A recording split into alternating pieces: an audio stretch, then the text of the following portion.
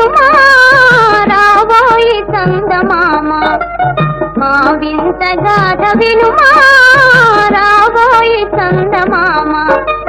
రచనలు పలికిన పసితో బ్రతుకగా వచ్చిన సతినోయ్ రచనలు పలికిన పసితో బ్రతుకగా వచ్చిన సతినోయ్ మాటలు మూటకమాయే నటనలు నేర్చెను చాలా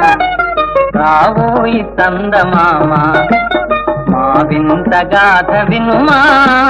రావోయి చందమామ తన మతమేమో తనది మన మతం అసలే పడదోయ్ తన మతమేమో తనది మన మతం అసలే పడదోయ్ మనము మనద